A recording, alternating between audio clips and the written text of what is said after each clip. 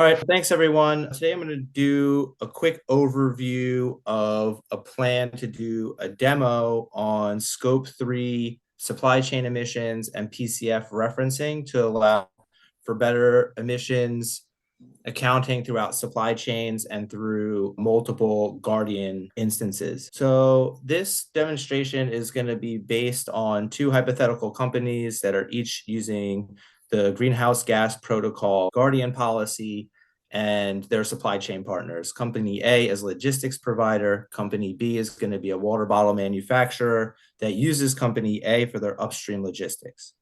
So company A in the demo will conduct a greenhouse gas inventory using the greenhouse gas protocol Guardian policy.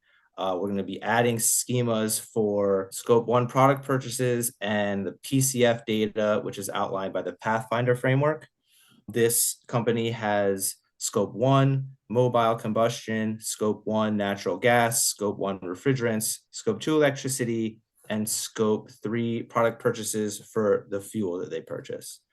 And they provide third-party logistics for company B, and will demonstrate how emissions data can transition from scope 1 to scope 3 down the supply chain across Guardian policies using a PCF referencing system. So let's just take a quick look at the schema for company A. Here's the Excel version of that. And this tab is their product carbon footprint, their PCF. It has all the fields and data parameters outlined by the Pathfinder framework. The most important one for this demo is going to be this PCF here, which is their kilograms of CO2 equivalents per declared unit. In this case, that's going to be ton miles of road freight transport. And then company B, they are going to have schemas for upstream transportation, scope 3, product purchases for PET plastic, and they're going to have their own PCF for the water bottles that they manufacture. It's also important to note part of the PCF that company A is publishing is going to be based on their scope 1 fuel combustion, which is attributable to their supply chain emissions. So let's take a look at the schema for company B. Within their emissions factors, they are going to have scope 3 upstream logistics, and they're going to be referencing the PCF of company A, their logistics provider. So here's an overview of the relationship of different emissions from different actors along the supply chain and how they relate to each other. Here you have company A, the logistics provider. They have scope 1 emissions, scope 2, and scope 3 emissions. This is just for demonstration purposes. Maybe they have more categories, but just for demonstration purposes, these are the emissions that we're using. And their scope 1 mobile combustion is going to be attributable to their logistics services, and that data will be used in part to calculate their PCF. And then here you have company B, the water bottle manufacturer.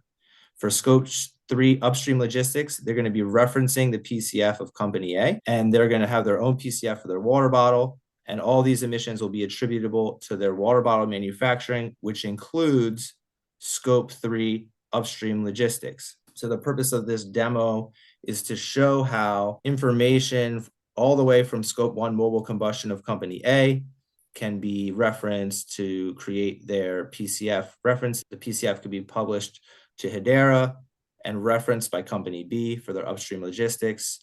And then all their emissions together will be used to calculate their PCF. And then further downstream, the purchasers of the water bottle could use company B's PCF to calculate the emissions from purchasing the water bottles.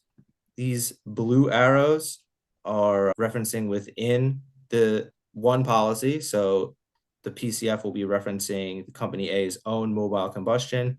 And these black arrows here will be that data being referenced by another Guardian policy. A key aspect of this demonstration is to show how changes in emissions can cascade down a supply chain and help improve the accuracy and reliability of scope 3 supply chain emissions and PCFs. So in this hypothetical situation, if company A increased the miles per gallon of their vehicles to 12, that would result in a reduction in fuel consumption.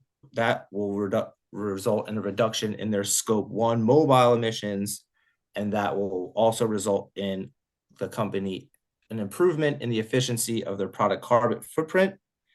That'll in turn reduce emissions of scope 3 from company B, from upstream transportation. It'll also slightly improve company B's PCF of their water bottle, and it will also reduce the scope 3 emissions downstream from company B from those who might be referencing their PCF of their water bottles. This presentation here is just to give an overview of the system that we're proposing.